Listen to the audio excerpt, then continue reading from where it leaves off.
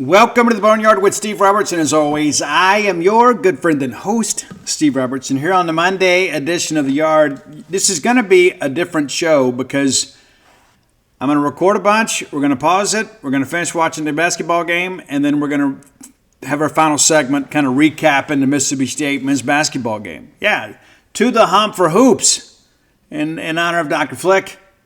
I know a lot of you guys are really excited about this. I think we're going to be really good this year. I know that the SEC media picked us 10th, but what do they know? They may have got the football thing right, but I got faith in Chris Jans, and I'll tell you this. I saw the video. I shared it on social media too. With the little thing the university did. It gives you chills, man. It does. And that's the thing like I love about Chris Jans. It's like in Mississippi State, we have to be tough. We have to be tough. Some people don't like the blue-collar label, but I tell you, Chris Jans is a guy that grew up in a double-wide trailer on a gravel road, man. That guy knows what it's like to come up from humble upbringing, and I think as a result, it makes him a better recruiter. I think he can identify with young people in a way that many people can't. But I'm proud he's ours, and looking forward to recapping a win here before we finish the show, which will come in the future.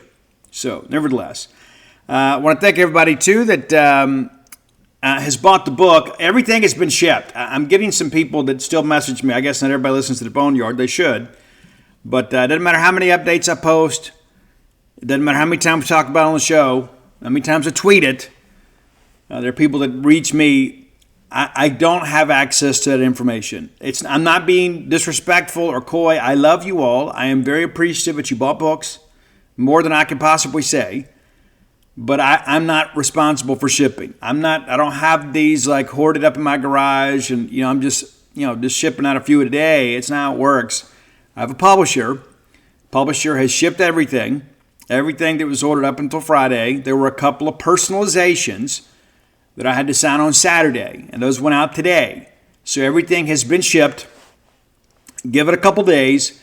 If you don't have it in a couple days, go to the dutynoblebook.com website, click on the Contact Us link, include your order number. That makes everything quicker because they can put your order number in and then they can find your tracking information and share that with you. And if there's a problem, they'll research it. You know what? And if there's a problem out there, we'll send you some more books. Okay? You're not going to be out.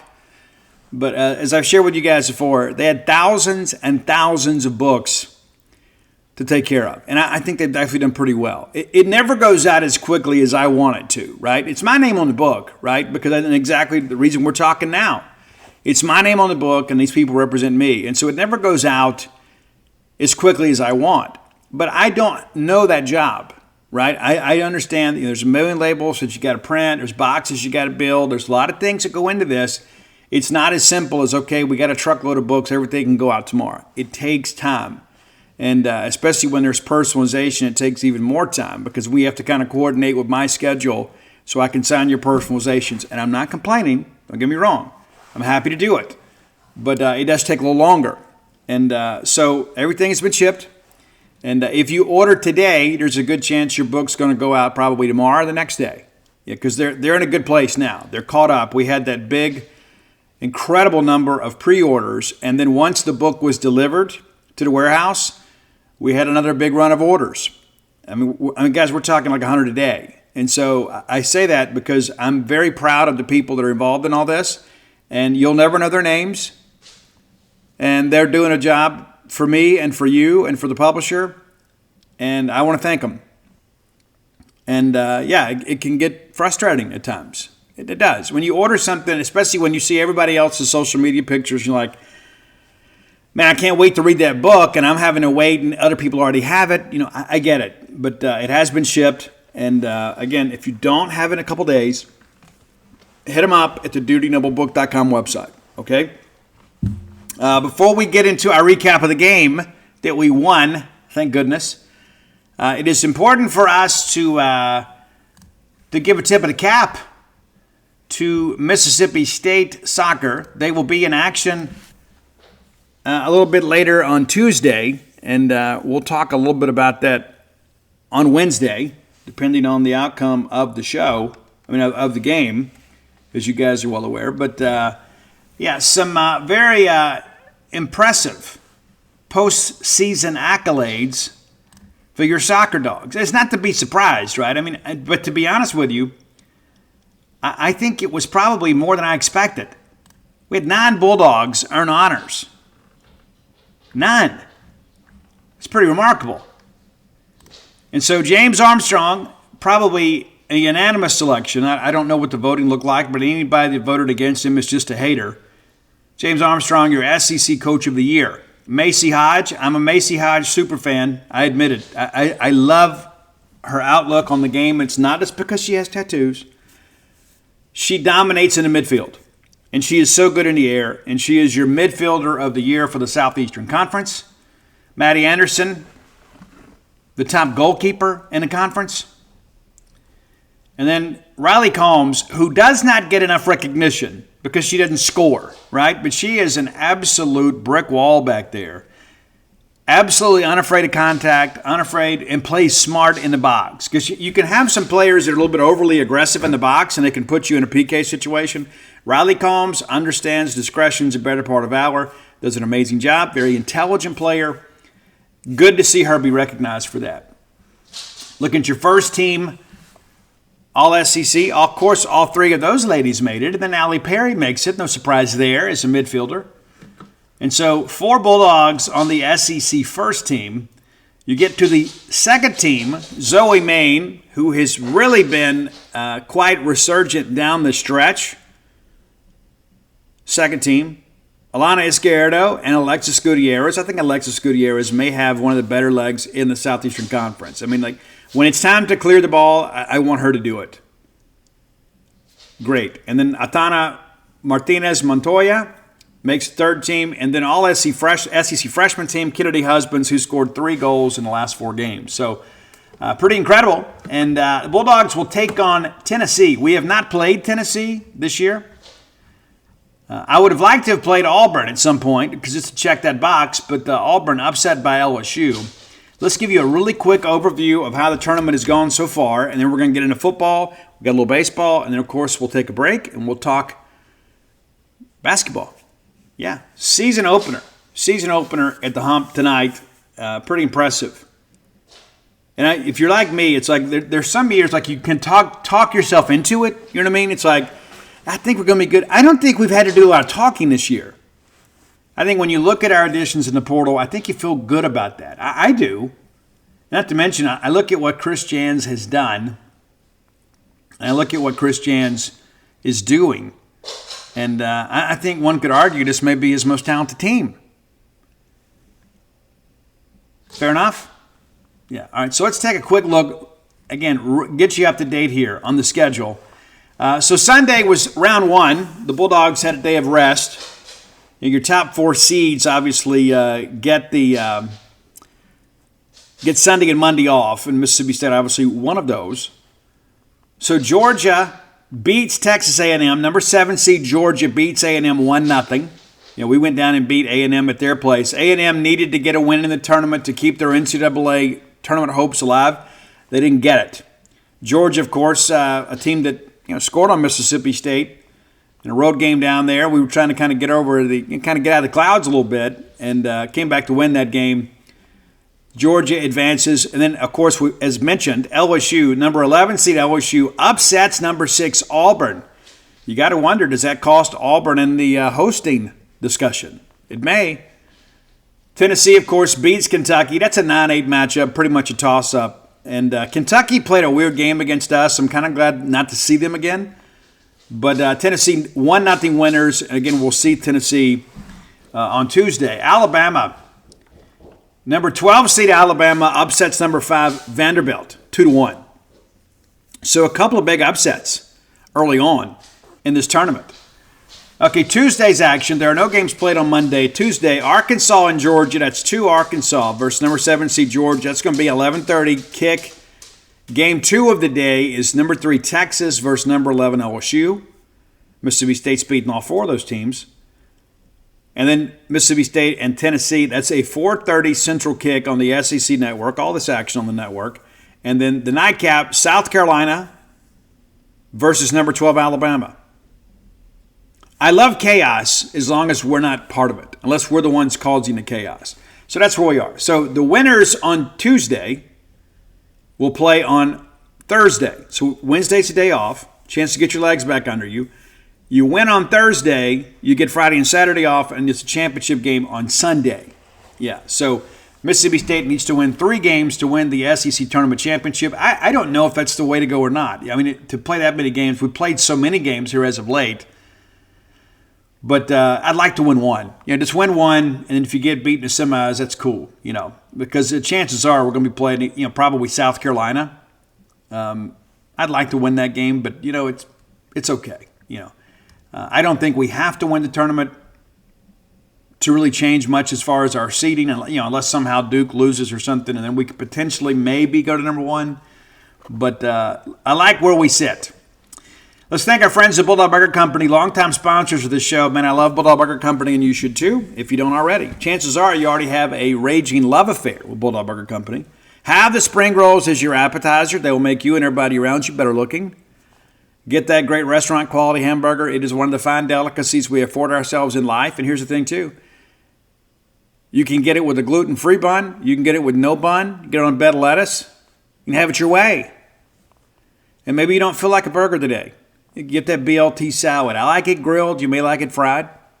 Get those Sloppy Joe sliders. There's a lot of good options there.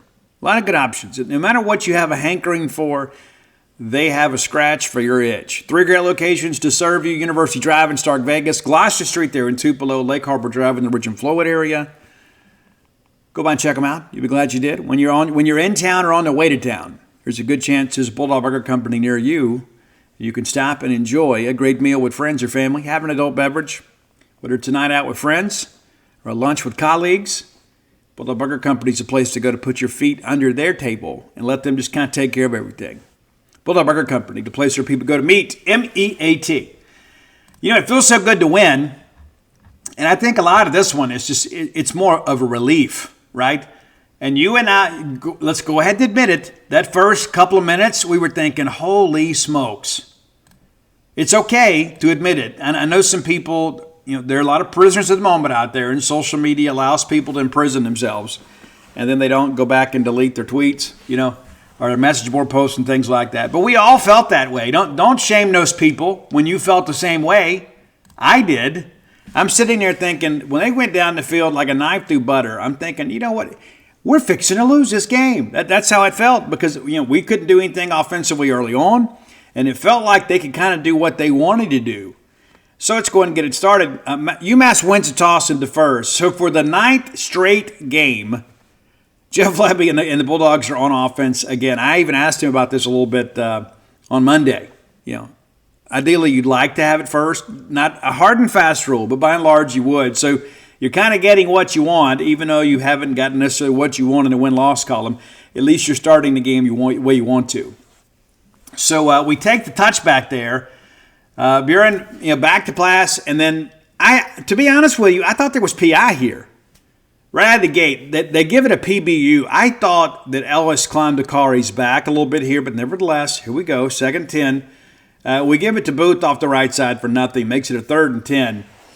And it got a little crazy here.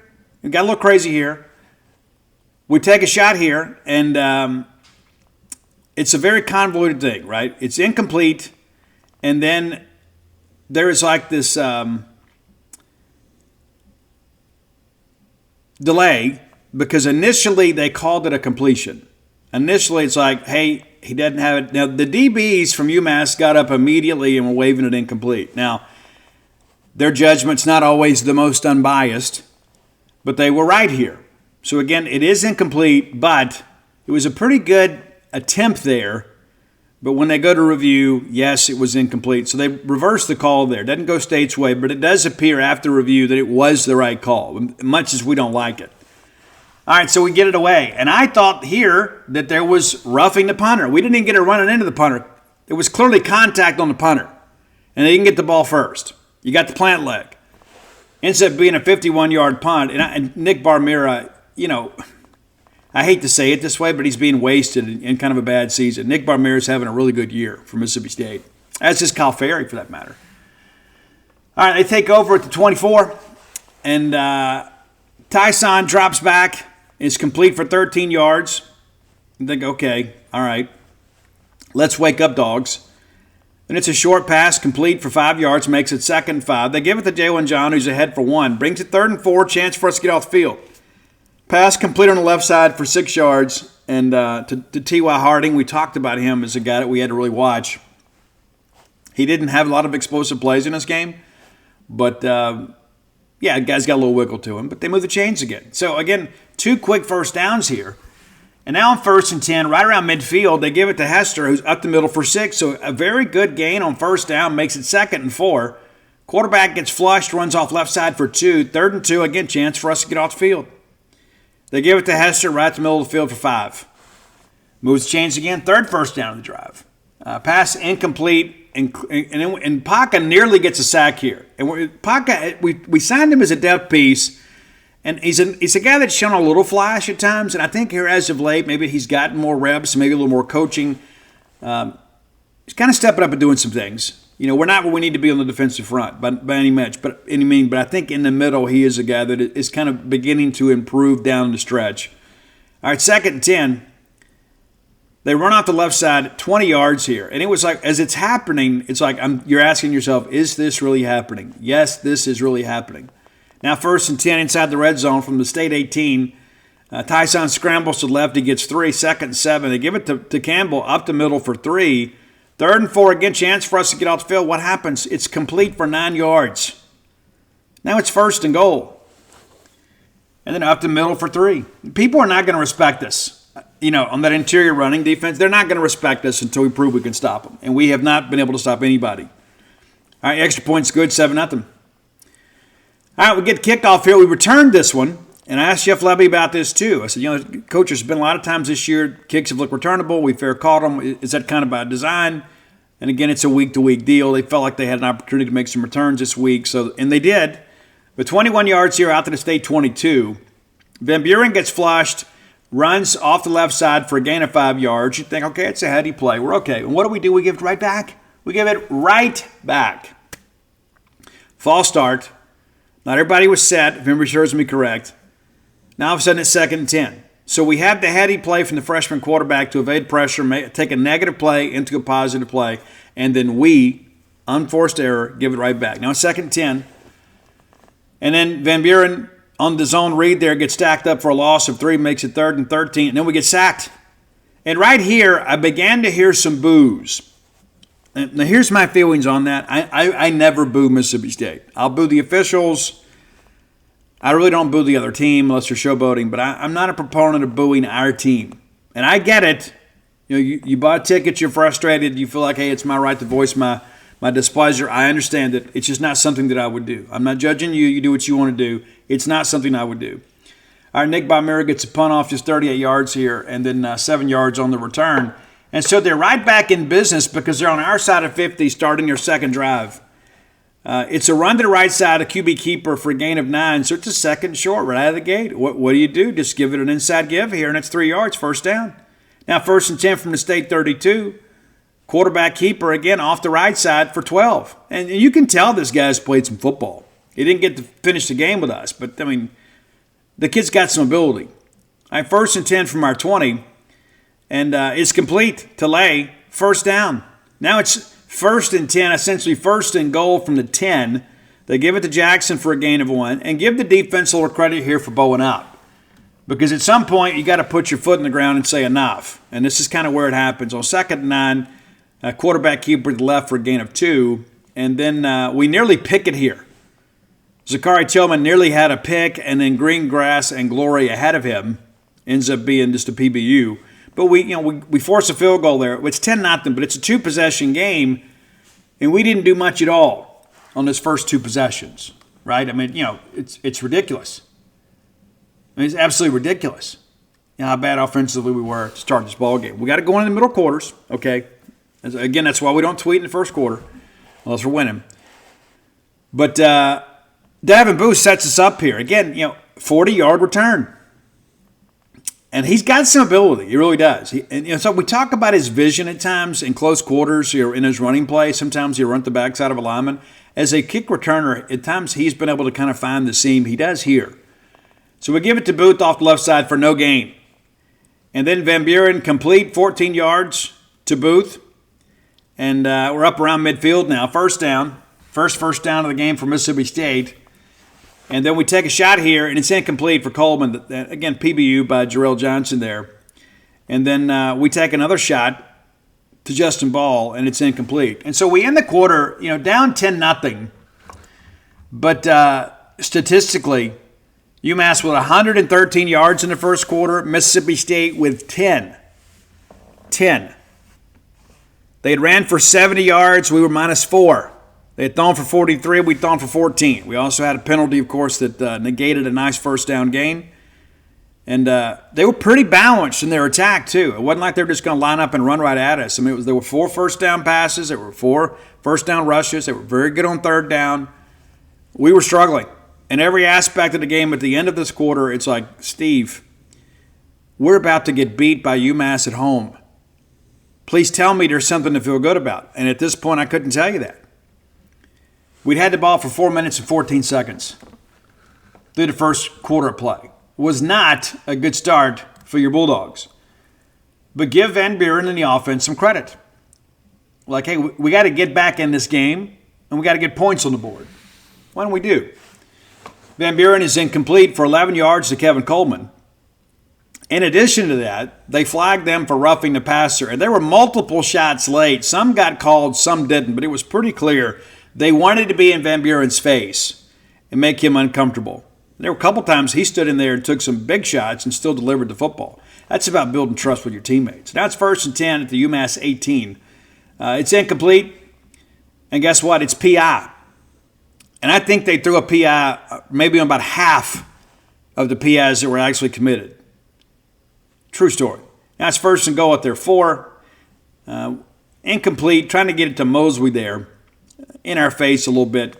And then Van Buren runs off the right side and into the end zone. A nice little move there by Mike to get in. Now it's 10-7. The students are into it. Thought the students were great. Some of you guys left at halftime, and I get it. That was all year I've heard, Steve, it's hot. We're losing. Guys, it was cool, and we were winning, and you still left at the halftime. Let me tell you this. If you can't trust her to go back to her apartment or the dorm at halftime, she's not yours anyway.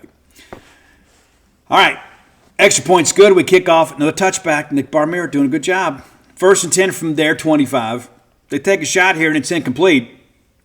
However, they flag Brown in there for PI. To me, in live action, and I'm going back and watching the game tape, this was OPI. This is OPI. This is OPI. And it seemed very obvious to me. You got to if they're both going to hand fight, you got to let them both hand fight. But just before the ball gets there, Ladson shoves Lanier down, and they flag Lanier for PI. I didn't like the call. I thought it was terrible. I'm sure they'll send us a letter of apology, which means absolutely nothing. I don't need the apology. Just stop doing it. Just stop doing it. All right, so now it's 1st and 10 at their 40 after that gift of a penalty. Hester off the left side for 8. On 2nd and 2, they go up the middle for 4. So they're moving the chains again. You're thinking, you know what, Steve, I've already seen this movie twice, and both times it ends with points for UMass. We needed somebody to make a play, and thankfully somebody did. 1st and 10 on the 48. They go back up to Hester for 4, which brings up 2nd and medium, 2nd and 6. They give it to Campbell for 4 yards, 3rd and short now. And they run to the middle to get a gain of 2. Nick Mitchell and J.P. Purvis nearly forced a 4th down here. But instead, they get the 1st down at our 38. They decide to take a shot. The pass is long. Lanier doesn't give up on it. Makes a very athletic play. They elect to review it, which was a waste of precious life. I mean, we're only going to get so many days, minutes, and years. It's true. And then we wasted some there. We want to get the call right. There's nothing to review. There's nothing to review. But nevertheless, State gets a stop, a significant stop, gives us the ball back and a chance to take the lead here. We begin the drive on our 3-yard line and put together one of our best drives of the year, even though we had a little bit of help from them.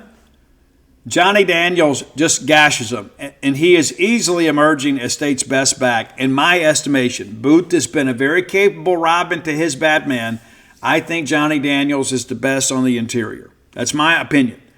And we get 35 yards here. And it always seems like when we gash somebody, it's Johnny Daniels doing it. That's just my take. Van Buren then takes a shot here. It's picked. However, it's roughing the passer. And if you go back and watch the game tape, it could have easily been holding in the secondary as well. And so a lot of things go wrong here, but ultimately State gets the first down. Now 1st and 10 across midfield at their 47. MVB steps up, and it's complete to Jordan Mosley for 12. 1st and 10 now at their 35. It's complete to Coleman.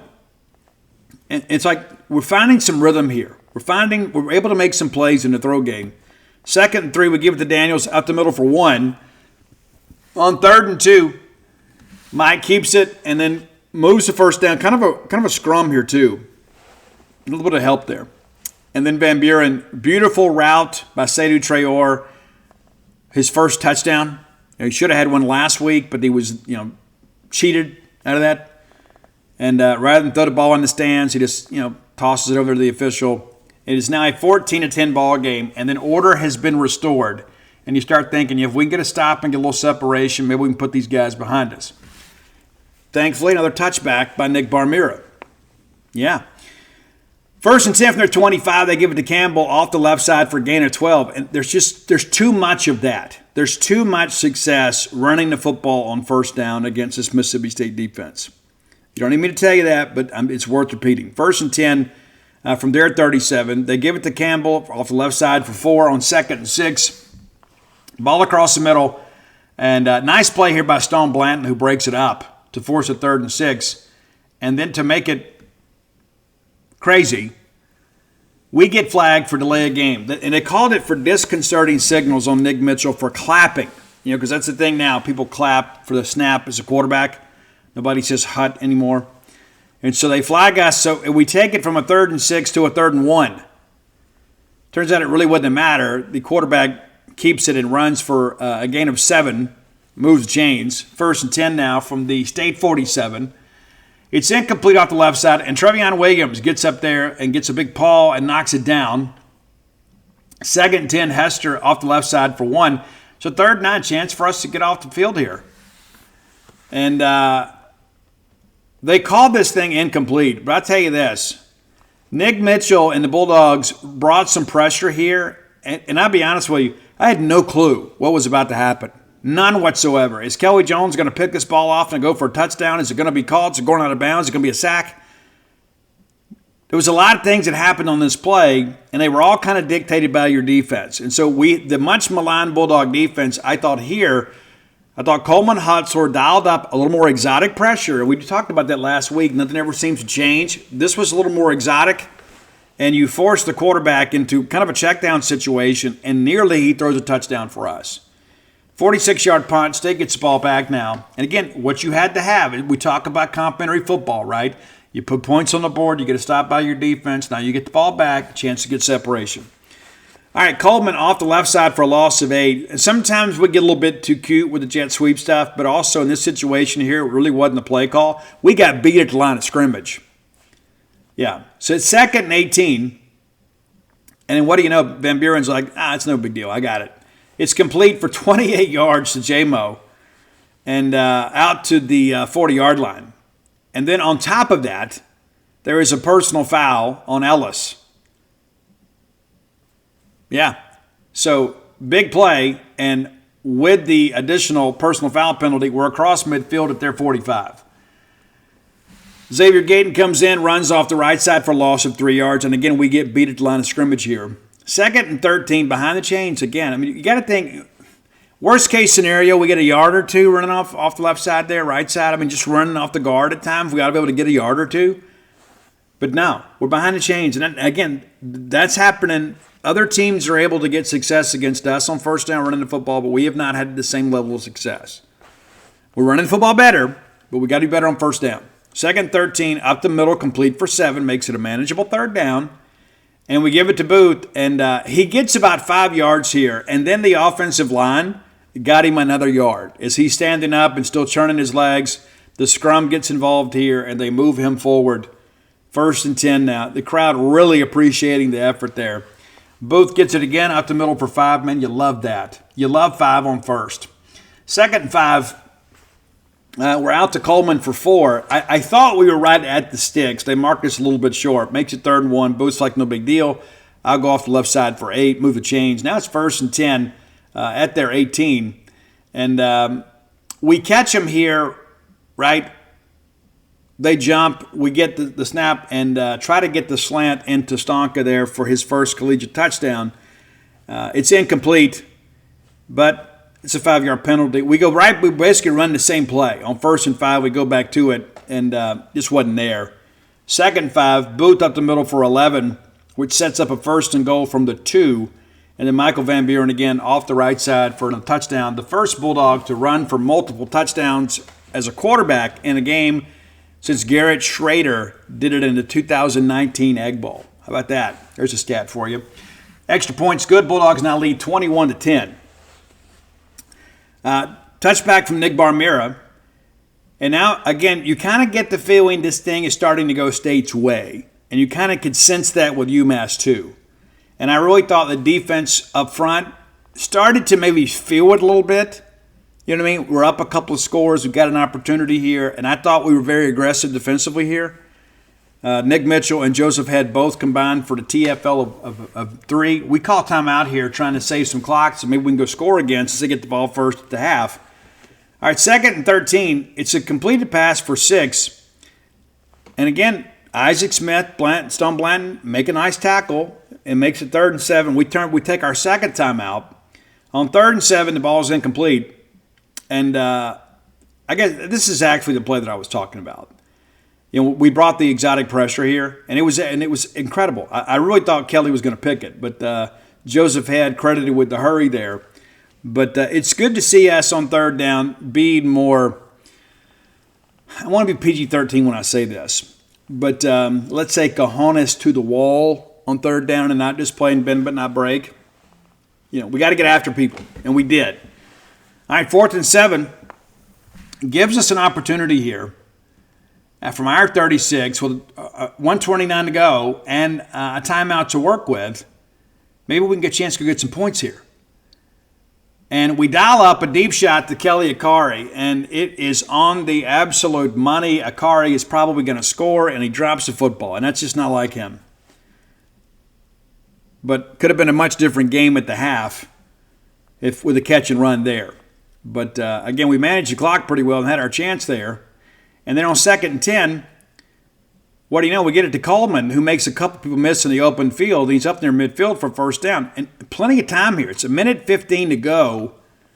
And you're thinking, okay, maybe we can get a field goal out of this. Kyle Ferry is good from 50 in, right? You feel confident with that. I do. And so on 1st and 10, we get sacked, loss of 5 yards. But it's not the end of the world. We call timeout here, 2nd and 15. And then we give it to Johnny. He runs up the middle for 8. And then the clock moves. And then we give up a sack on 3rd and 7. And rather than take a shot on a Hail Mary, we just let the clock run out. I don't like how we managed it down the stretch here. And again, I'm sure Jeff Lebby doesn't either. I mean, nobody designs these plays and say, hey, let's go lose 5. You know, that's not the case. But I felt this was kind of a missed opportunity for us and would like to have seen us take the 2-minute drill and put the ball in the end zone, or at least get a field goal out of it. But at the half, your Bulldogs lead 21-10.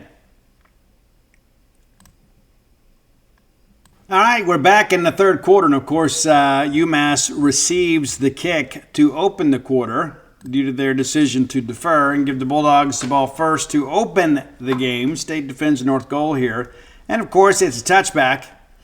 Prior to the snap, there is a false start and backup quarterback in the ball game for UMass. So not a great start here. You're already going out with a second-team guy. You've got him all gassed up, and you're behind the chains. 1st and 15 now from their 20. Quarterback keeper off the right side for 3. Makes it a 2nd and 12. We nearly get to him. He scrambles and gets loose and pushes ahead for 9 yards. Makes it a 3rd and 3. Now here we go. We hadn't been great on 3rd and short in the first half, but here we go. Nice play here. Ashawn Shepard, Brandon Jennings on the honors for a TFL of 1. makes it 4th and 4. And against State with a 2-possession lead and a chance to really put this game away here. State takes over at their own 32. Booth off the left side for 6. And then there is a personal foul on top of that. I believe it was a face mask, if memory serves me correct. Makes it 1st and 10 across midfield at their 48. We give it to Booth off the right side for 5. State finding some success on the ground here. And as I say that, 2nd and 5, it is a loss of 1. On 3rd and 6, we go to Johnny Daniels up the middle for an 8-yard gain. Makes it 1st down. And then back to Daniels again. One of the more athletic runs we've had this year. Very physical run. Right up the gut for 36 yards. And basically split 2 defenders and allowed them to kind of run along with them as he powered through them for the score. And Ferry on the PAT makes it 28-10. At this point, you felt like Mississippi State was in a great position to win this football game. And give the defense credit. You know, they did their part too to kind of make sure this thing didn't get a little bit dicey down the end here. Back to pass, and Bryce Pollock with a pass breakup here makes it 2nd and 10. Bryce beginning to play really well for State. Jalen John off the right side for 1. Really, I guess half a yard. Makes it 3rd and 10. And then we give up an 11-yard pass to move the chains. 1st and 10 at their 36. It's complete for 10 more, so back-to-back first downs. Now approaching midfield at their 46. Quarterback keeper up the middle for 3 makes it 2nd and 7. And it's a pass complete for 6 yards, makes it 3rd and 1. Again, chance for us to get off the field, but what do? They run on the interior up the middle for 7 yards. 1st and 10 now at our 38. They take a shot here. Ball is incomplete. 2nd and 10. They give it to Brandon Campbell up the middle for a 5-yard gain. 3rd and 5, more of a manageable situation. And then what do you know? It's a sack. Kyle McClendon, Deontay Anderson credited here with half a sack apiece. Really big play in a ball game too. Even though we had some separation, you didn't want them to kind of ease their way back into it. 1st and 10, they punt it away. Proves to be a touchback. 1st and 10 now from our 20. Van Buren complete for just 4 yards. And then on 2nd and 6, Van Buren then complete to 12 for Jordan Mosley. J-Mo with a really good game. 1st and 10 now from our 36. We give the Booth off the right side for 6. You're starting to see run efficiency on 1st down. I don't know what State changed or what UMass may have changed, but all of a sudden we start having, again, some success. 1st down efficiency here. 2nd and 4. Van Buren scrambles and gets 17 yards here. I like it when Mike runs. I don't like it when Mike slides, but I do like it when Mike runs. And you got to protect him. Incomplete there, and they ruled it as a drop. I don't know that it was, but they ruled a drop. 2nd and 10 now. Pretty impressive play here, right? We take a shot to Booth. It's incomplete, and then it's a PI, right? And it was a pretty obvious call. Now makes it 1st and 10 now from the UMass 30. We give it to Booth off the left side, and he sprints in for the score. It's now 35-10. And those of us that were still there, that were not committed to an overnight stay or had work to do at the ball game, began making their way towards the exits. As the immortal Jack Crystal would say, there was action in the aisles after this one. Touchback, of course. And again, State now up 25 points here. It's a 4-possession game, so State has the game in hand. And on 1st and 10, it's complete for 13 yards. That moves chains, makes it 1st and 10 from their 38. Quarterback keeper at the middle, stacked up for no gain. Paca with a nice play there, makes it 2nd and 10. Hostin scrambles to the left for 7. State got some pressure on him there too. Zakari Tillman, Stone Blanton team up for the stop there. On 3rd and 3, the pass is complete for 6. Now we're across midfield here. 1st and 10 now. John off the left side for just 1, and on 2nd and 9, he scrambles for a gain of 3, and then we get flagged for riding him out of bounds. It was a very obvious call. I'm not quite sure what Isaac Smith was doing there, who has been an amazing player for us. But I don't know if we just lost kind of a sense of where we are on the field, but we ride him out of bounds and give them 15 yards here. That it would have been a 3rd and 6. 3rd and 6 from our 45-yard line, but instead that runs out the quarter and gives them a 1st down to continue the drive. So we start the 4th quarter and final quarter of the game It's 1st and 10. John up the middle for 8. And on 2nd and 2, Jackson Paradise, depending on where you're from. Up the middle for 3. Moves the chains. 1st and 10 now. Paradis again up the middle for just the 1 yard gain. 2nd and 9.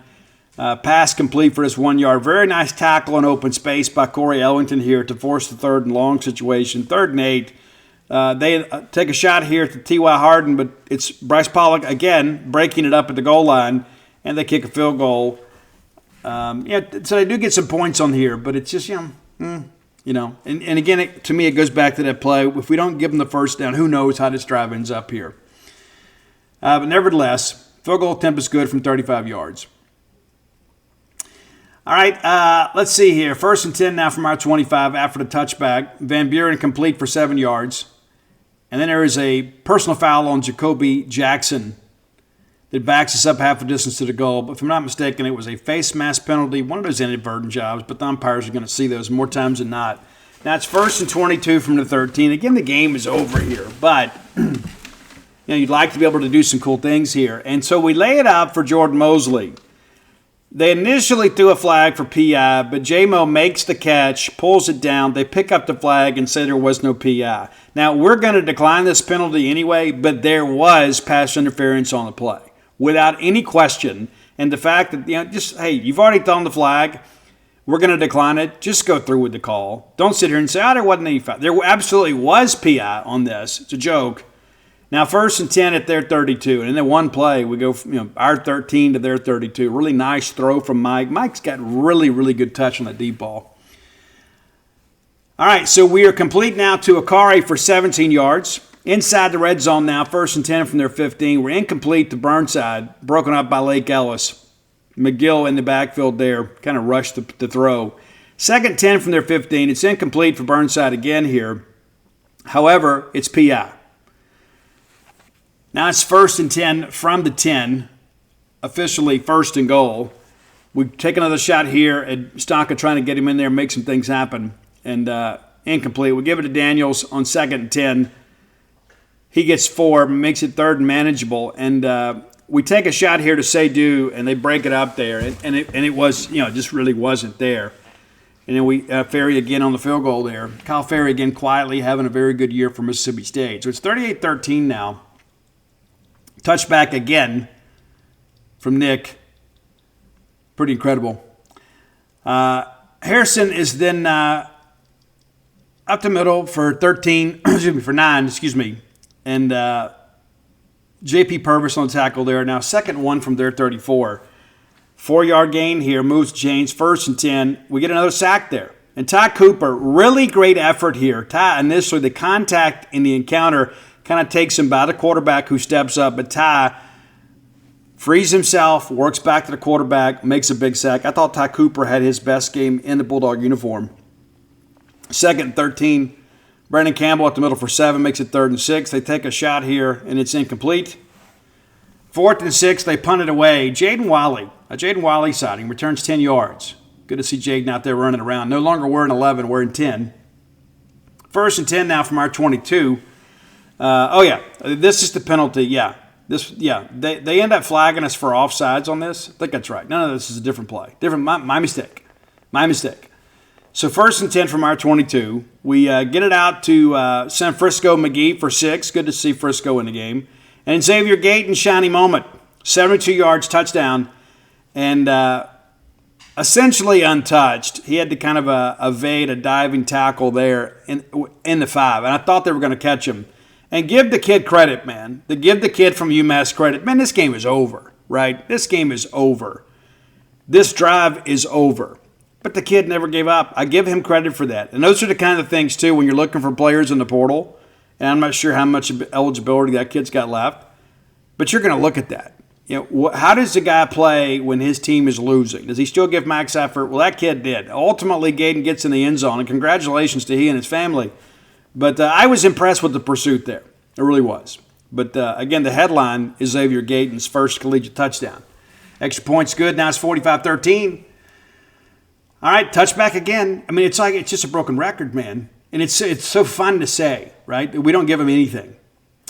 All right, Hester then rushes off left side for 7. Makes it 2nd and 3. Hester out the middle for 5 to move the chains. 1st and 10 now from the 37. It's complete to T.Y. Harding, Cooper, and Ty Morant on the tackle. And Jordan Morant. Jordan Morant made a couple nice plays too. All right, 2nd and 5.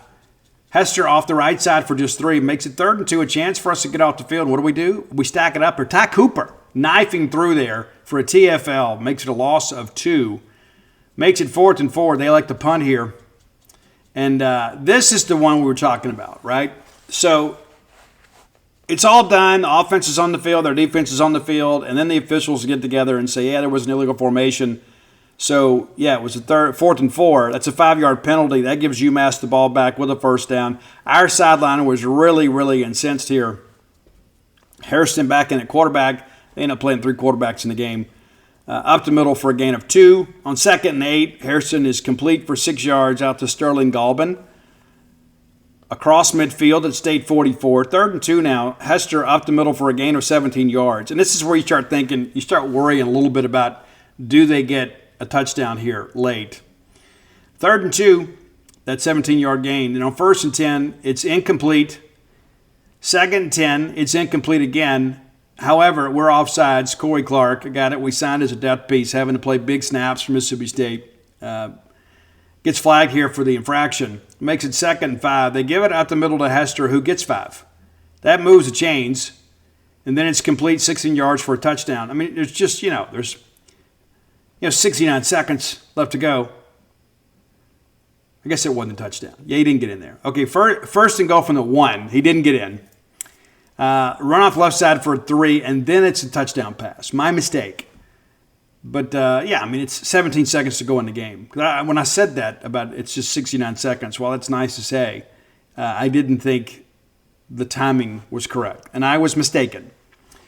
Extra point is good. We get we run this one back. It's kind of a grounder. Booth runs it out for about 10 yards. And then we take a knee, and that's it. That's it. That's a ball game. State wins 45-20. We expected to win this game. We did win this game. Pretty happy to have won this game. Looking at the final numbers, Van Buren, nothing real flashy, but I thought he played really well. 14 of 25 for 222 yards, just 56%. That'll only get better. Kevin Coleman, 5 for 52. The headliner on the day, though, was Jordan Mosley, 4 grabs for 107 yards. Of course, the long of 55 certainly helps. He was targeted 5 times and caught 4 passes. That dog will hunt, right? Kelly Akari targeted 3 times, had the 1 drop and then 1 catch for 17 yards. Booth 1 for 14. Pretty. Again, nothing real flashy, but really the story is the running game. Mississippi State with 3 guys would get big yards. I say big yards, really good yards. Daniel 6 of 92 for a touchdown. Booth 11 for 76 and a touchdown. Xavier Gayton 2 for 69 and a touchdown. Michael Van Buren 9 attempts, 14 yards, a couple touchdowns for him. So 241 yards on the ground for your Bulldogs. More times than not, you're going to win when you get those kind of numbers. What happens is when you get down in a ball game and you have to throw all the time because you're chasing the game, it's difficult to get caught up. But Stone Blanton, 14 tackles for your Bulldogs. Also a pass breakup. Nick Mitchell, one of his better games too. Nick is a guy too that's been a career special teamer, but in recent weeks he's elevated his game a little bit. 10 tackles. Also had a quarterback hurry to go along with that. Corey Ellington, a guy that we missed the first month of the season, appears to be kind of a midseason form now. 9 tackles for him. Isaac Smith for 7. Ty Cooper, I mentioned, probably his best game as a Bulldog. He has 7. J.P. Purvis with 7. Kind of an unsung hero of this defense at times. Zachary Tillman, 5 tackles. John Lewis, a guy that went to Media Day to represent the defense, 4 tackles. You can run through here. But, all in all, I thought the Bulldogs played pretty well, especially in those middle quarters. The first quarter, absolutely dreadful. Absolutely dreadful. When we go back and we begin to think about that 10-yard first quarter, the next 3 we had 453 yards. Yeah, so we had 10 plays and 10 yards in the first quarter. And we ended up with 463 yards of offense. So, again, the middle quarters we did well. Actually, the second quarter is where State really kind of got some separation there. And pretty good balance, too. 30 rushes, 25 passes. and that's playing with a lead. So, again, when the running game is working well and you're running more than you're passing, typically you're going to win. So pretty impressive in that respect. And a couple penalties, 7 penalties for 62 yards. We were 5 of 9 on third down. You can live with that. We were never in a lot of bad third downs, but that's your ball game. And again, it feels so good to win. And again, to throw some love to our specialist here, Nick Barmera, 2 punts for an average of 44.5. And again, one of those should have been running into, or at least running into, perhaps roughing the kicker. And then Kyle Ferry, again, the 1 field goal, but it's just almost automatic now when Ferry takes the field. I never, ever sweat that, ever. I don't think you guys do either. And so now we get ready to go play Tennessee. We'll talk about them more on Wednesday's show. If you're looking for Tennessee content, we do have the everything Josh Heupel said about Mississippi State, and then what the players said about the Bulldogs as well. And all those are free stories over at genespage.com. Be sure and check those out. It's time for today's Top 10 list, as always, brought to you by closewithblair.com. That's C-L-O-S-E with Blair, B-L-A-I-R.com. Blair is my friend, your friend, our collective friend in the mortgage industry. A lot of people out there competing for your business, but you know what? Put his 23 years of experience to work for you. Listen, you can go out there and experiment and do a lot of fun stuff with things that really aren't long-lasting or important, but when it comes to your mortgage, you need to deal with a professional. You need to deal with somebody who has the know-how to put you in a good loan and get you to the closing table with a loan that's constructed in a way that not only gets approved, but gives you the ability to have some quality of life. Yeah, get off the hamster wheel of renting and put some roots in the ground and buy a home. Begin to build some equity, have something to leave your children. It's a wonderful thing. Blair's phone number is 601-500-2344. 601-500-2344. Whether you're looking for a game day condo, a new home, or your next home, he's the guy to go to. He knows how to get things done. Again, 23 years of experience, top 1% close ratio in the country, 3 years running. Recently made the move to Priority One Mortgage. The same level of service followed him. He is a Bulldog through and through. He is my friend. I love Blair. And we've had several Boneyard listeners that have closed loans with Blair and said, you know what, Steve? I always heard the ad. It didn't matter to me until I needed help. And Blair was able to provide it. So let's kind of skip the guesswork and just go right to Blair. Again, 601-500-2344. Okay, we're going to go quickly today because we got a lot to cover. The top 10 today is a very influential British alternative rock band from the 80s. And these guys are probably as underappreciated in the States as anybody from across the pond. And if you mention the name of the band Stone Roses to anybody from across the way, and we have a lot of professors here that are British, and they'll tell you how much they enjoyed the Stone Roses. Just a couple of albums, but man, that these guys were great. They were groundbreaking. A lot of people wondered, hey, what really happened to true alternative music in the 80s? And we talk about the Smiths, and you talk about the Cure and bands like that. The Stone Roses were kind of that next generation. And they, in turn, kind of influenced, the Blur and Oasis and the Verve and people like that. Matter of fact, our number 10 song, Liam Gallagher from Oasis said once he heard that song the very first time, he knew he was going to be a musician.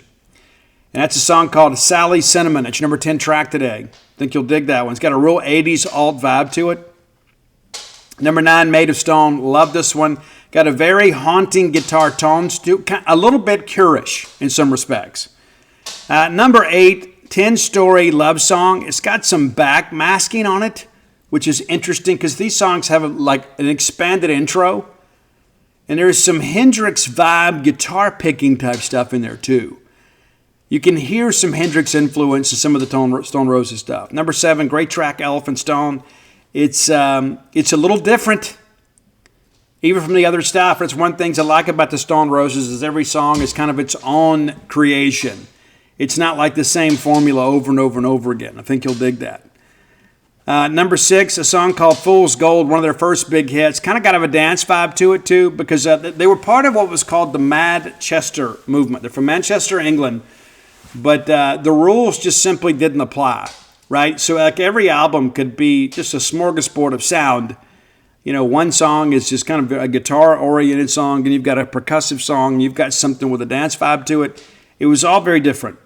Number 5, a great track called I Am the Resurrection. I think you'll really like that one for sure. All right, number 4, this was one of their first big hits. It's One Love, and no, it's not a cover of the Bob Marley song. I think you'll dig this one too. Again, kind of a song unto itself. Number 3, huge hit, and it's been on some motion picture soundtracks, so it's going to have the ring of familiarity when you listen to it. You're going to say, yeah, I know this song. I never knew that was the Stone Roses, because you probably didn't know who the Stone Roses were. It's a track called I Want to Be Adored. And don't we all want to be adored? At the end of the day, right? When you think about your motivation for doing so much in life, a lot of it is to be loved, right? And to be loved is great, but to be adored is another, right? But everything that you do, when you really think about it, there's so much that you do to be loved, to be attractive, not just physically, but to be a suitable mate for somebody else. A lot of our activities, no matter if we're honest about them or not, or for somebody else. We talk about, I'm living for me. Well, in some respects, yes. But you don't get out of shower you don't get out and take a shower every day and shave and, get all dolled up just to look good for yourself. You may tell yourself that, but that's just not true. We all want to be attractive, and we all want somebody to love us. We do. And that's the greatest thing in life when you have somebody that truly loves you. It is the greatest thing in life to have somebody love you, to choose you, and to be loyal to you. It is an incredible feeling.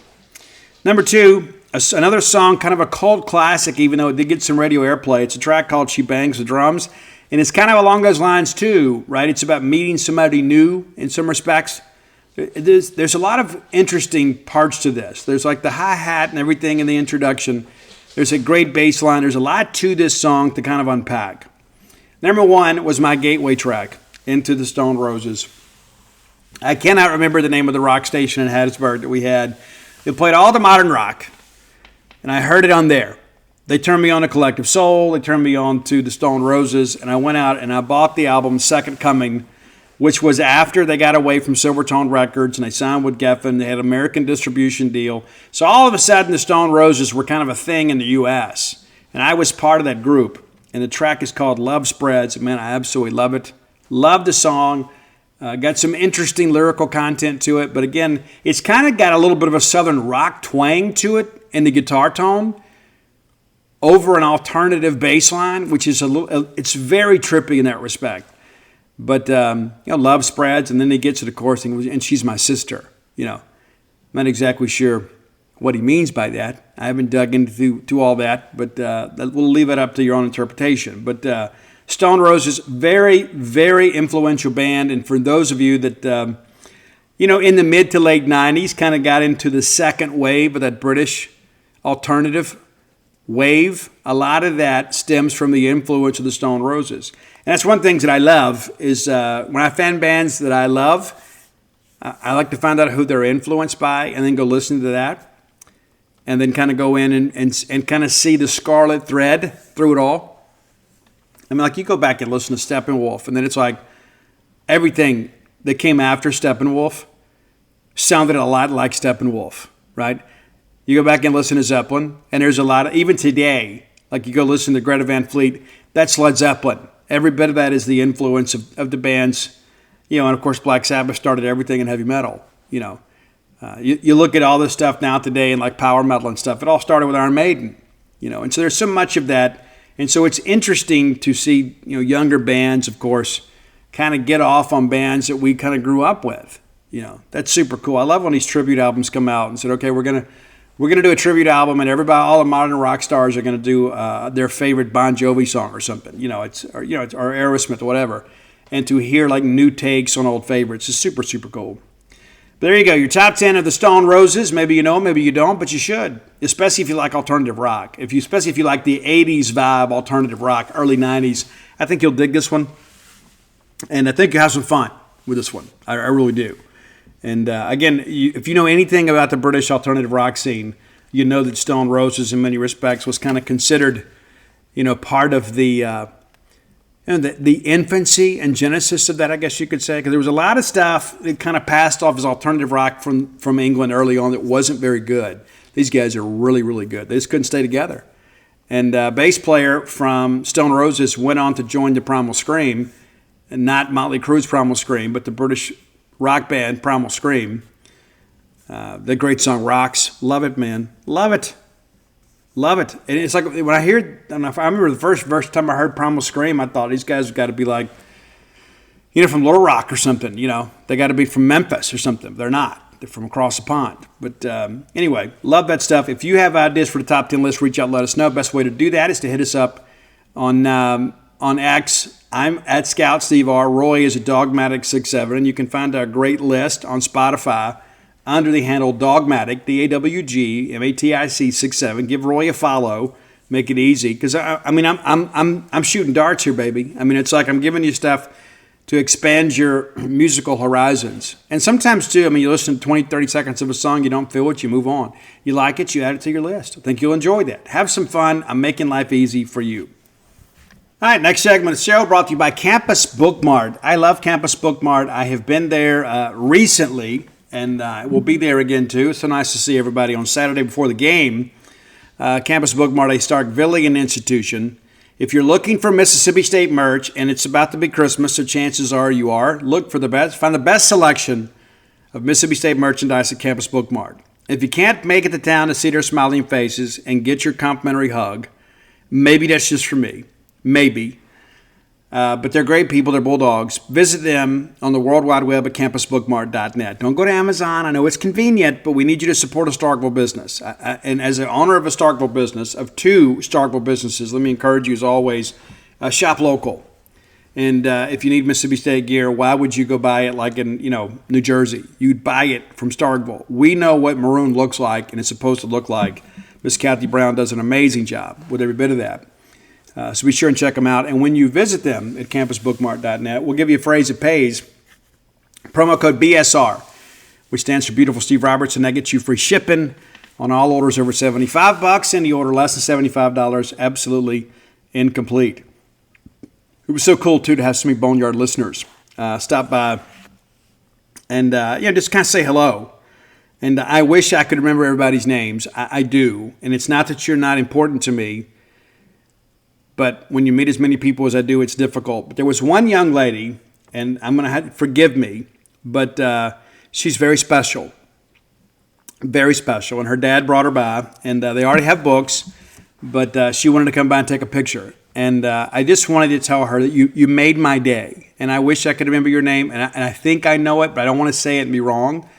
But I want you to know that when you came in, and you were smiling, and we got our picture, that was the best part of my day. And that includes Mississippi State winning a football game.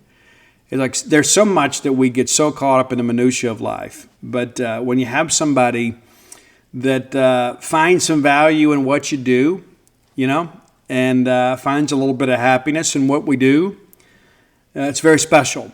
And so her dad said, hey, tell him what the phrase that pays is. And she knew the phrase. She was a little bit shy, but she did ultimately say it. But I wanted you to know that you made my day. You absolutely made my day. And I hope when you hear this that I'm making your day as well. And I'm very glad that you listened to the Boneyard, and I'm glad that you came by to say hello with you and your dad. Real quick, too, before we get into the next segment, too, let me just kind of keep you guys updated. For those of you that are looking, that would like to come by, check some things out. You know how it goes, right?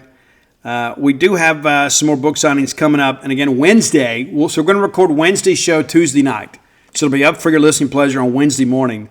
I'm going to be in Meridian at the Bulldog Shop from 11 to 1 in Meridian. 11 to 1 in Meridian. Don't say we haven't told you. Thursday, I'm going to be at Mistletoe Marketplace with the College Corner group there in Jackson.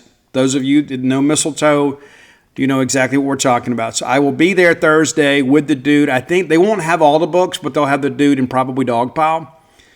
So we'll get that taken care of for you. Now, Sunday, I got to hustle back from Knoxville Saturday night in the wee hours of Sunday morning, and I will be at the author event downtown. I'm there every Sunday after home games during football season, just to kind of hang with all of you. But also, there's going to be, I think, 10 authors that day. So it's the Christmas open house at Bookmart and Cafe downtown this Sunday from 11 to 3. I'll be there. I may eat a cup of coffee, but I'll be there. The next week, on Friday, we'll be adding some dates. Friday, November 15th, I'll be at Maroon & Company, 2 to 5. Saturday, game day, that's Missouri game day. I'll be at Barnes & Noble on campus. The time has not been set yet. And for those of you in central Mississippi that are wondering, I'll be at Lemuria December 7th and 17th. We don't have time set up yet, but we will. So that's kind of where we stand with all of that. So we wrapped up baseball yesterday for the fall with a split against Arkansas State. And immediately we had some people like, oh, I can't believe this. We win the first game 18-1. We lose the second 4-1. We played mostly second-teamers in the second game because those guys are fighting for jobs, right? And it's one thing to constantly see, the inner squad, but you got to put them out there, and you got to let them play, And so I feel pretty confident in the first team. I mean, obviously, we went out there and just absolutely destroyed Arkansas State, and Charlie Foster got the start in game one. I have talked about him on the show several times. I had a chance to meet his mom at Campus Bookmart on Saturday, and a lot of baseball parents were in town. It was supposed to be the World Series, kind of wrapping it up, ends up being Arkansas State. But, guys, Charlie Foster is going to be elite. Provided he stays healthy and continues to work hard, he is going to be an elite pitcher. And we didn't do enough in the portal. We did enough in the portal. And then I ask you, I had a discussion on the message board the other day. I'm not trying to shame the guy. I'm not. But a guy kind of said, hey, do you think we had a better portal showing than Tennessee? Well, yes. Were they 96 in the country? I mean, we want to use the rankings and say, hey, we didn't do enough. And then we say, well, we didn't do enough as Tennessee. Guys, Tennessee sent 3 guys in the portal. Well, we didn't do as good as Florida, and Florida finishes out of the top 50. I mean, it's like, if we want to beat Mississippi State up with these statistics and with these rankings, and again, nothing against the guys at Analytics 64. We're subscribers, okay, because we want to kind of know what's going on, right? But the reality of it is these rankings are in their infancy. I mean, 247 Sports and Rivals and people like that, we're still kind of tinkering with portal rankings for football. How much weight should they get? Of course, you put a big number on there, it's going to drive a lot of clicks, right? But how much should a portal count in a team's team rankings? That is something that is still being tweaked by people that have done this for decades. And then when you begin to think now with the baseball portal thing, there was a need, there was a black hole, a bit of a vacuum. These guys stepped up and said, hey, let's give it a shot. Give them the benefit of the doubt. They're doing the best they can. But to think those rankings right now are accurate, it's just not fair. Right? It's not fair to them, and they're doing the best they can. I'm not being critical of those guys, and I appreciate them. I truly do. But, there have been some guys on there that have high rankings. That the projections from MLB scouts don't match those rankings. Their production as college players don't match those rankings. And so there are things they're having to tweak and learn too. And not to mention, you got to think how many hundreds of players are going in the portal. And you can't watch everybody, right? I mean, how many times do we see it? People get a default ranking or something, and then later they get adjusted. And so I just say that because I like our portal class. Now, I don't think they're all going to start come game one. Now, of course, we come back around the third week in December. We have like 3 weeks before the season starts. So we'll be back on the field like that last week of January. We'll take Christmas break. Now, they'll still work. They're still going to do some things. But as far as like actual scrimmages and stuff, we'll be back last week of January, the first 2 weeks of February, and then next thing you know, we're playing Valentine's Day weekend. It'll be here before you know it. You say, Steve, we just got done with fall ball. You're already talking about this. Well, we're not going to talk about baseball a lot until we get back into it. But since we just wrapped it up, it's worth discussing.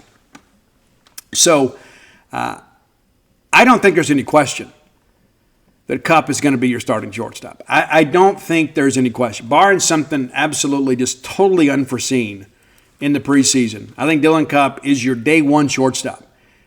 He was the leading or second leading hitter in the fall, despite the fact that he wasn't running things out. And as Lamona said last night, he'd got until December 1st to be completely cleared. to kind of go full out. But the way the bat tool has come along is impressive. And you saw it last year, right before he got hurt. He was just starting to kind of figure it out. That was the big knock on him, is like, yeah, he is a day one defender in MLB draft, but the hit tool's got to improve. Well, it was just starting to come together when he got hurt, and so he's kind of picked up where he's left off. So I have no doubt in my mind that he is going to be your day one shortstop. Ace Reese, great offensive player. You've heard us talk about him a lot. I think he's your day one third baseman. Got to get better defensively. I mean, this is a guy that played some outfield last year too, and you may have to move some people around. But, think about how good Logan Kohler was defensively for us last year. He was elite. Now, the offensive numbers weren't where we wanted them to be or we expected them to be. But defensively, last year when a ball was hit to the left side between Mershon and Kohler, you never expected there to be an issue, and rarely was there ever one, compared to what it was the year before. We had, Slade Alford and Lane Forsythe over there. And Lane just got the yips. That's kind of the anomaly. More years than not, Mississippi State has been elite defensively. Not good, not great, elite defensively. Second base, this is going to be interesting here, man. Ethan Pulliam hadn't been out there a lot, but he's been out there some. But I think there's a situation right now where there's a lot of competition at second. Gatlin Sanders, a guy that was a JUCO transfer, he has been one of the most consistent hitters the last month. Sawyer Reeves has played shortstop for the most part while Kupp has been out, along with Lucas Buckner. And I think there's probably a good chance you see Sawyer Reeves in the mix at second. And then you start thinking about that aspect of it. Sawyer Reeves, a great locker room guy, good hitter. Great. We have middle infield. We talk about being solid in the middle infield. Guys, we took the field last year with 2.5 middle infielders. Because Amani Larry eventually became your DH, and he just couldn't throw the baseball, And then Ethan Pulliam kind of emerges late, and did some really good things for us. But when you begin to think about what we have now, the options that we have now in the middle infield are incredible. And we talk about losing Dave Mershon, and that's going to be the spark plug piece is what I think we miss. We're not going to miss anything defensively. Dave Mershon was an elite defender. Dylan Kupp is an elite defender with even better range. And so first base, Hunter Hines will be there. Reed Stallman, of course, will play some there as well. But Hunter Hines is the guy. And you begin to work out the left field piece. Is that Bryce Chance? I guess we'll see. Could be. Michael O'Brien has competed some with Bryce in center field. I think Mikey probably is the better defender. The concern with him was the bat piece, right? And then he goes out and has a really good summer. Well, that's carried over to the fall. Now, can it carry over to the season? That's the big thing now. Right field's going to be Nolan Stevens except when he pitches. There's some things you got to figure out here. But, getting Ross Highfield back is huge. I don't think people recognize, what we missed without Ross Highfield last year. I think Ross Highfield is a day two draft pick, and he could play his way into day one. I think he's that good. He's also athletic enough he can run around the outfield and play left or center if he had to. Joe Powell's a guy going to be out a little bit, but he'll be back full speed for the season. He's been out the last couple of weeks, but he's a good number two. But I just don't think he's as good as Ross. And he's certainly not the athlete and the base runner. I'm not ragging on Joe. I'm just kind of praising Ross here. Ross was catcher one in the fall last year until towards the end he got a little bit banged up. And so, again, you start working through this and you see what Jackson Owen has done offensively, and you need 3 catchers. And then you start thinking, okay, well, what does this mean for Steven Spalletta? Is he your 4th catcher? Is he willing to stay for that? Is he going to say, hey, I'll just go to JUCO and reboot the career? I don't know. I'm just speculating here. I don't have an answer for you. But, I think I feel good about where we are offensively. And, again, you look up at 18 runs the first game and 1 the second. People are like, yeah, but Steve, it's so inconsistent. It's a different team on the field in game 2. Different team on the field. It was. Garrick Fry was with the second group. Nate Chester was with the second group. Lucas Buckner, freshman, was your shortstop. Reed Stallman was your first baseman. Landis Davila, a freshman, is going to be really good for us, was your right fielder. Yeah, I mean, so I say that just because of the fact that a lot of people just look at the box scores and don't understand. You know, game number one is like if we were going to play LSU tomorrow, that's who would start. That's who would start. The group that was number one. And then the guys that are in that second group are fighting for a job. And so it's important to understand, and the best way to evaluate those guys is put them on the field and let them play. And certainly let them play somebody else in a real game and kind of see how they respond. Final segment of the show brought to you by the Stark Vegas Clubhouse, the best place to stay in the Golden Triangle without any question. If you're bringing a large group to town, the Stark Vegas Clubhouse is for you. Whether it be a family weekend, a work colleagues weekend, a college roommates weekend, a baby shower weekend, a bachelor party weekend. We don't want you getting too rowdy, guys, but it's a great place to have a big place all to yourself. He's got the one neighbor out there, so we need you to be respectful of that. But 5 bedrooms, 2 baths, full-service kitchen, so you can run to the grocery store, stock the fridge, you can cook all weekend. You can just kind of vegetate if you want to. You can just kind of have a staycation here, in your favorite city, Starkville. Yeah. The wet bar is available to you. You also have that great big back porch area, the fire pit area, just 5 minutes away from the Mississippi State campus. Nothing could be more convenient than that. But you're tucked away well off Highway 182, so you don't hear all that highway noise, that kind of stuff. You can just relax. And we're going to be there, I guess, in about 6 weeks or so, 7 weeks or so. Me and the family, and I can't wait. I've had some friends of mine stay there, but I'm going to stay there, and I can't wait to come back and tell you about our time because we're so excited to have everybody under one roof just for a couple nights. Just everybody get back to town, and let's all chill and just have a good time together. And I'm going to unplug, man. I am. I'm going to get away from the phone, and just enjoy my family because I'm the kind of person, man, I'm constantly on the go. Constantly on the go. I went and floated today. I feel better today than I have in weeks. I hadn't floated in about 3 weeks, but floated today and I feel great. You can go float too, 662-268-7601. But I'm telling you, Stark Vegas Clubhouse cannot get here soon enough. I'm so excited. I'm more excited about that than I am Christmas because I'm going to be with all my children. And you need to take the lead in your family or your friend group and kind of be the leader of that and say, hey, we don't get together enough. Let's get together. And so I'm going to go ahead and reserve this, and everybody can kind of pitch in, and we'll have a great time together.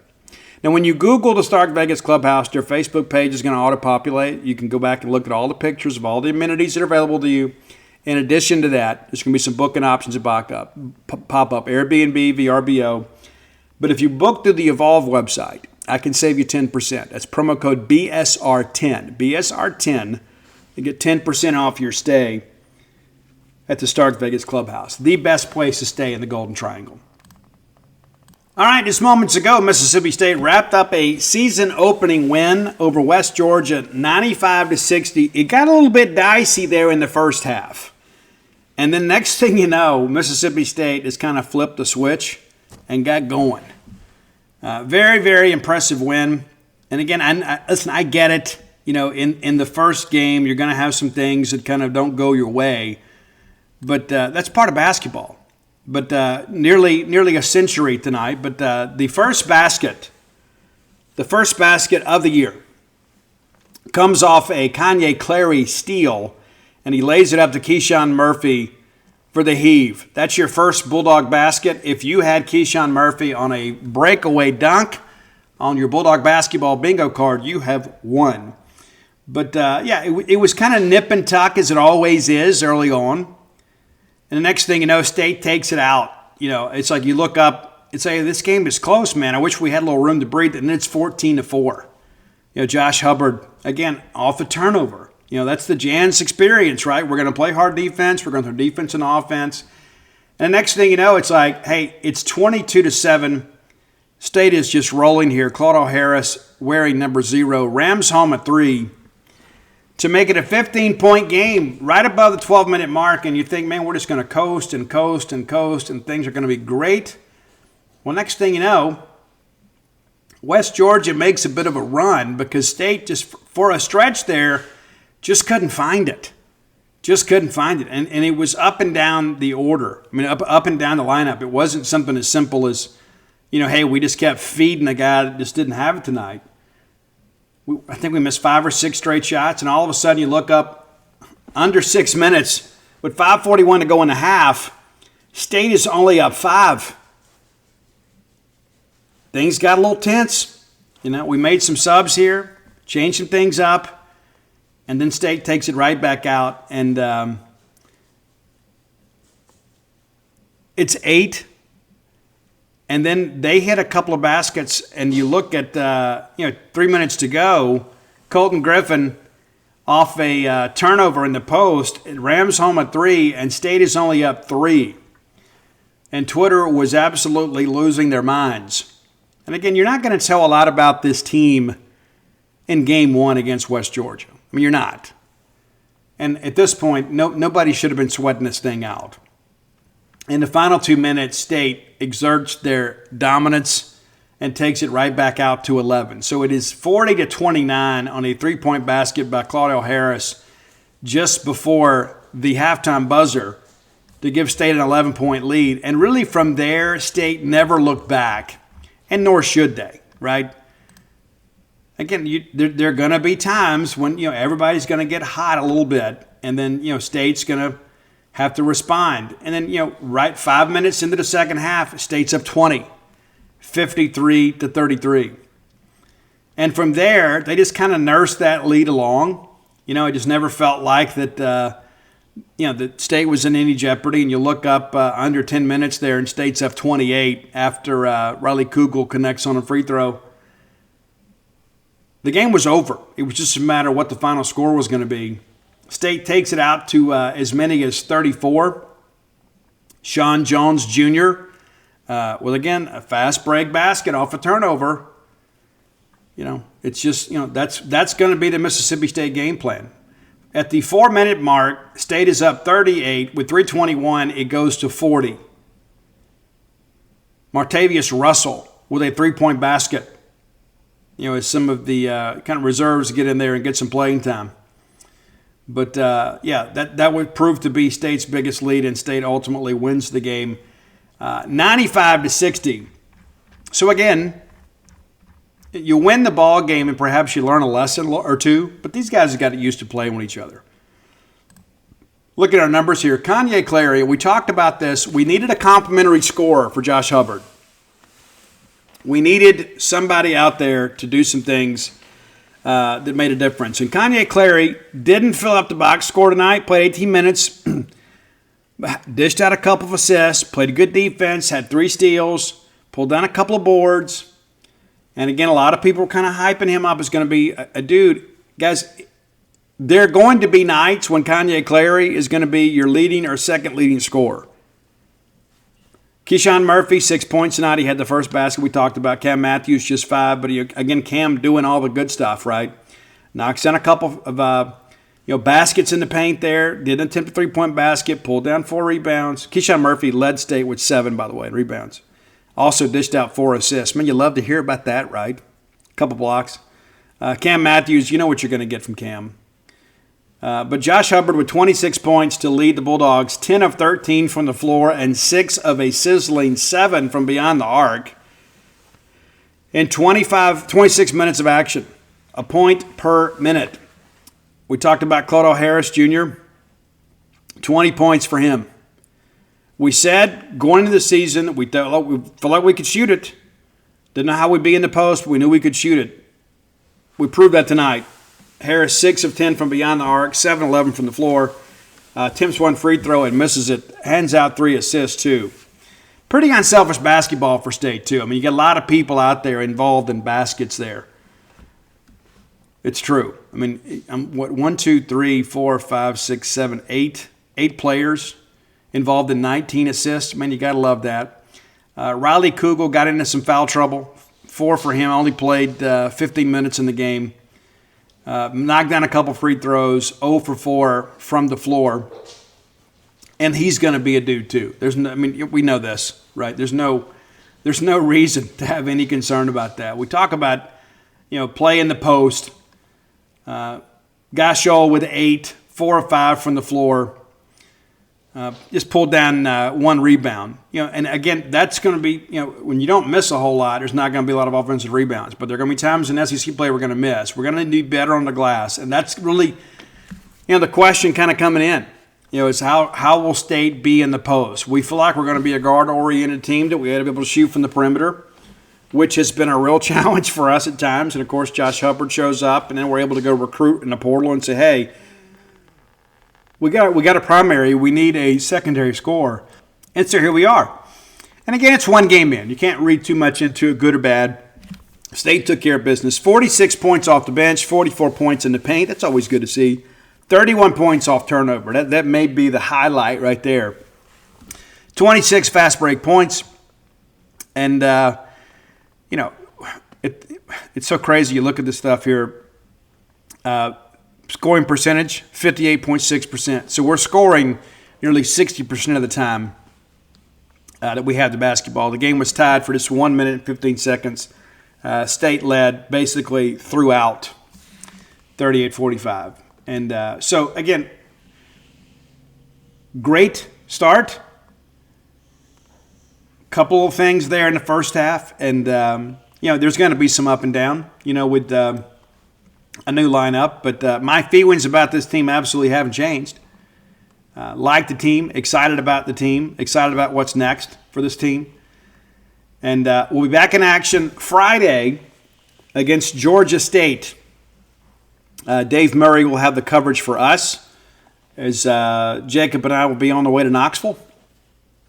But Dave Murray will have you covered, with your live thread and with your backup stuff, and we'll have we'll have some recaps and that kind of stuff, recaps and takeaways and things like that. But again, I'm excited about the team. We're not going to play anybody these first few ball games that we're expecting a real tussle with. We get Utah out there in South Haven. That's going to be the ESPN2 game. That's going to be our first real test. And then we got to go to SMU. And so for you Bulldogs that are in the Dallas-Fort Worth area, November 22nd, we're going to be playing at SMU. We need you to be there for that one. And then you look at this Arizona tip-off, UNLV and either Butler or Northwestern. And then we get Pitt in the ACC Challenge. So, again, it may be a couple of weeks before we kind of get a test of any sorts. But I think this team is capable of passing those things. And, again, you got some non-conference games you look at and say, hey, this, it's not going to be much of a challenge there, but you've got to find some rhythm. And, of course, that game at Memphis, December 21st, that Saturday, let's just kind of say it for what it is, man. It's bigger than any bowl game that could be played that day. At Memphis, last time I looked, Memphis was getting beat tonight. But at Memphis, mark your calendars, December 21st, as we take on the Fighting Penny Hardaways. That's the next to last non-conference game before we get into SEC play. So, Bulldogs now 1-0. Congratulations to Coach Chris Jans and everybody involved in Mississippi State men's basketball. Very, very excited that the basketball season is here. And the main reason that I'm excited is not just because basketball season is here. It's because I expect Mississippi State to be very good on the men's basketball side this year. It has been a long time since we have won an NCAA tournament game. You wouldn't know that sometimes. Sometimes people have to kind of forgetting the Rick Ray years. Great guy, just didn't win enough, right? But we have, we took a long time for us to kind of get back into the tournament discussion. But I'm a firm believer that, barring a major injury, that every year Chris Jans is going to have us in contention to be in the NCAA tournament. I think that's the case. I think, number one, not a lot of people play a great brand of defense. And he does. And he coaches that. He recruits that. But we have not won an NCAA tournament game since 2008. We won the 8-9 game against Oregon. And we have not won a game since then. Of course, we lose the number one seed Memphis, and I still think we got cheated in that game.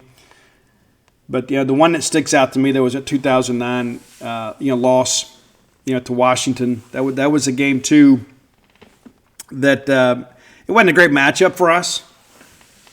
But we didn't make a tournament game again for 10 years, and then we blew it against Liberty. Absolutely blew it. We were watching that game at Duty Noble, and we absolutely blew the game. Brutal. But Jans loses by 1 in the first 4 game in 23. And then last year, of course, you saw what Michigan State did to us. They got hot at the right time, and we didn't. And that's just kind of the reality of life. But it's a new season, and I am very confident that we're going to get to the tournament and advance in the tournament. And I think this team, if we can get some quality post play, has a chance to get out the first weekend. That's my take today. Might feel differently as we get there when we look at the totality of the season. But for tonight, we're going to celebrate, and we look forward to being back with you guys again. We'll record tomorrow night for Wednesday morning because I've got a busy week, as you guys said, and as you guys know. And for those of you in Meridian, we'll see you at the Bulldog Shop from 11 to 1. Until next time, let's all live our lives in a way we make more friends than enemies, and people can see a difference in the way we live.